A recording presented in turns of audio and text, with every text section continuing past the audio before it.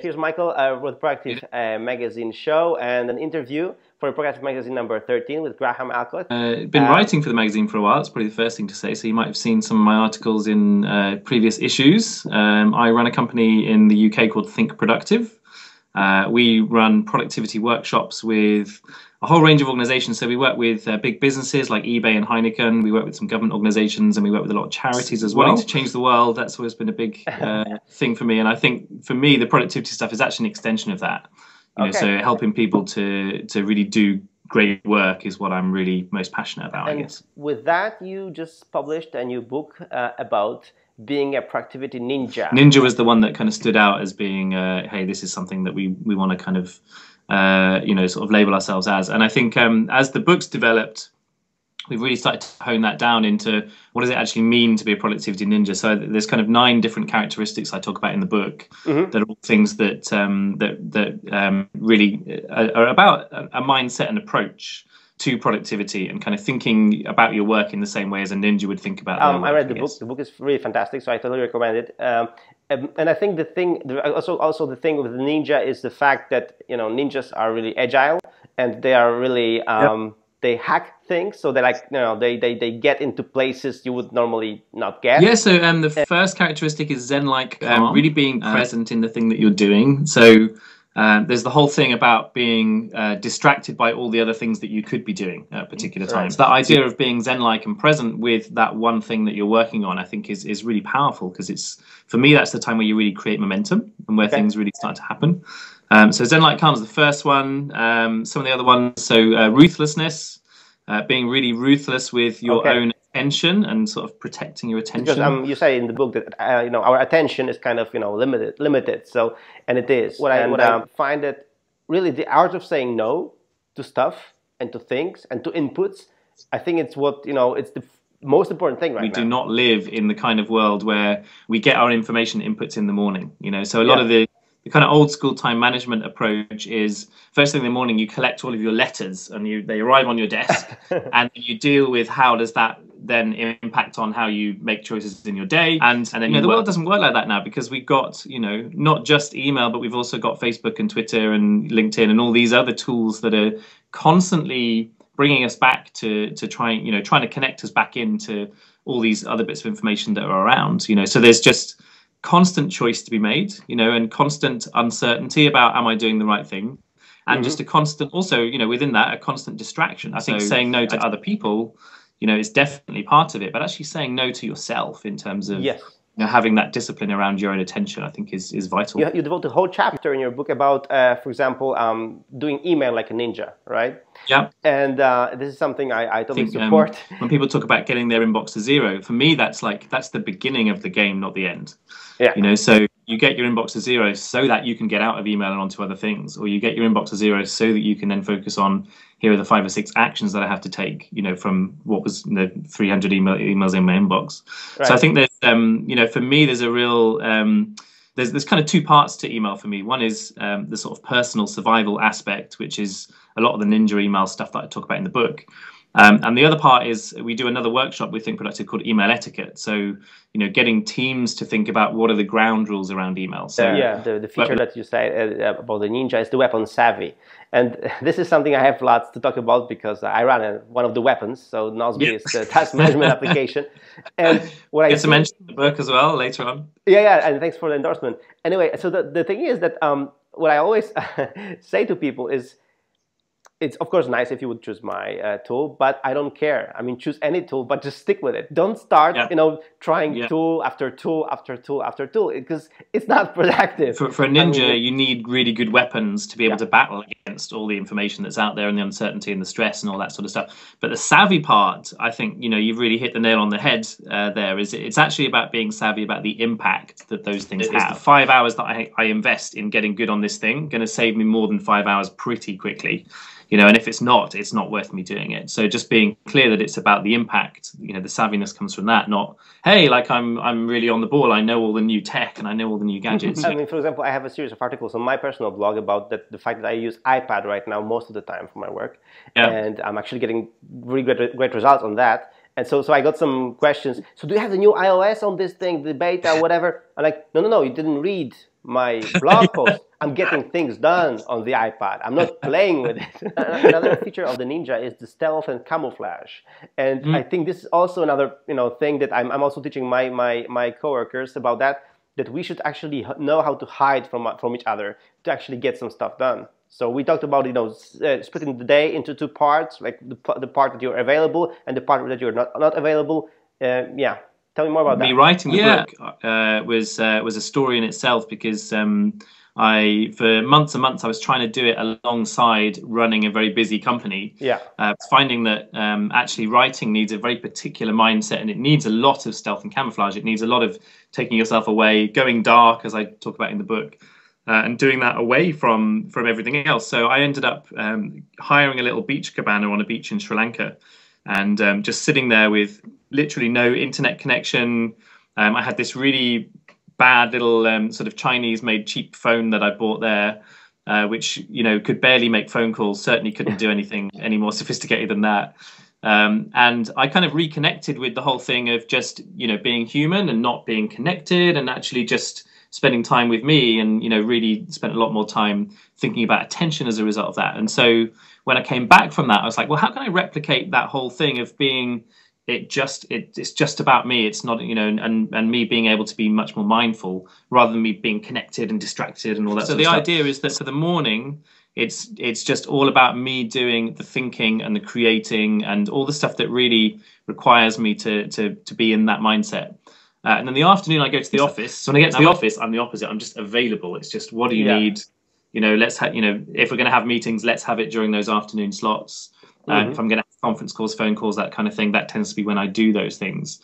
So it becomes much more about me facilitating other people's work at that stage. And that's quite extreme. Offices are set up to distract you in so many ways. So even if it just means, rather than my 9 to 1, even if it just means half an hour, booking a meeting room and just having a meeting for one and doing your thinking, running through your project list and your checklists and stuff, that thinking time is so crucial. And I think we just lose it. I just think the going dark thing is actually one of those things that in the early feedback from the book, a lot of people have really latched onto as being, wow, I really need to think about this. And people sort of sending me emails saying, I'm going for a walk every morning. So before I really get settled in the office, I'm just going for a walk just to check in with me and work out, what do I want out of this day, rather than to be on my phone checking in with everyone else. What does everyone else want? I also did design my half a day of going dark. Not totally dark. I mean, I have my internet connection, but I just don't use Skype, don't use email. The email client is off. So my phone is on. So when there's an emergency, people can call me, but that's it.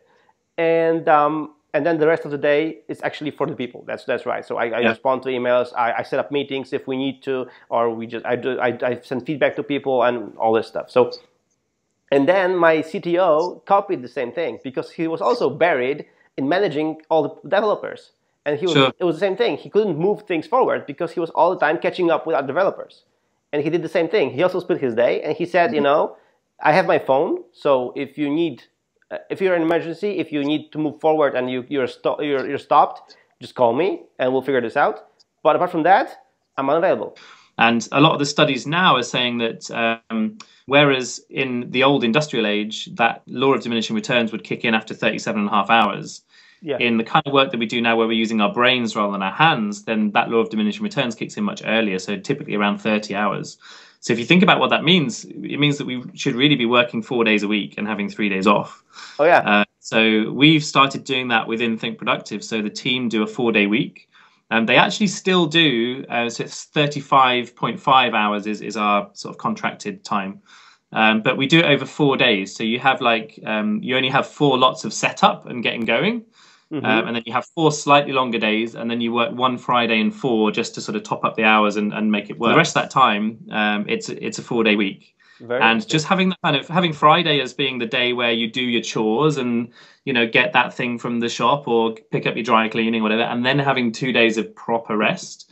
How many times do we have a weekend where half the weekend is taken up doing shopping and chores and all this sort of stuff, and then you go, it's Monday again, blimey, So having a 4-day week and a 3-day weekend, we found has just really kept people really, fresh and engaged, and it's a much nicer balance, I think. The other thing that you also endorse in your book, and which I've tried recently, is the fact of switching things during the day. As you said, I mean, you divide your day into the proactive and active attention. And the thing is that, for example, for me, a great productivity boost was switching to standing and sitting, standing, sitting. So, for example, I take my iPad and work on my standing desk on my iPad. And then if I need to do something, let's say on the bigger computer, I sit down and then work over there. And then I stand up again to work on my iPad again. And so this way, I'm switching all the time. And I feel more dynamic. And the day goes by a lot more productive than before because I'm not sitting all the time. That's it, yeah. And I think there's a whole chapter in the book about attention management, and a big part of that is the physical, how to manage your brain. Your brain is a tool, and it needs some management, and it needs nutrition, and it needs air, and it needs sleep, and all these things that are gonna make it work. And changing the view, like really physically as well. So maybe having an afternoon a week where you go and work with a really beautiful view outside, or where if I have phone calls, I'll try and batch those things together till I've got maybe an hour and a half with the phone calls, and then I can do that while I'm walking along, and then I'm taking air and checking in different things and all that sort of stuff alongside the business of making phone calls, rather than just, why would I do that on my desk? It just makes no sense. Yeah. So before we finish it up, I would like to we'd like to mention one more thing, because which is really important. People still believe we can multitask. And so on the workshop, we had this person who was really kind of pro multitasking and didn't really get it. And I said, okay, so open up your screen. So she put her password in to unlock the machine. And the first thing we saw on the screen was 9 different windows from Microsoft Outlook of 9 different half-finished emails. And I just went, see that?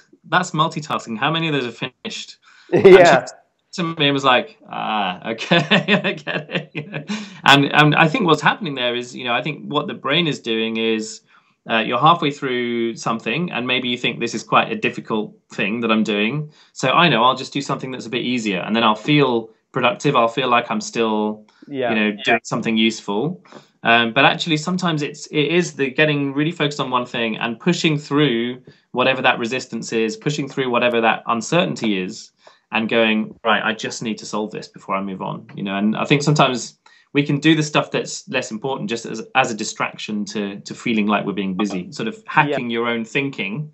There are times in our day, times in our week where we just don't have the energy.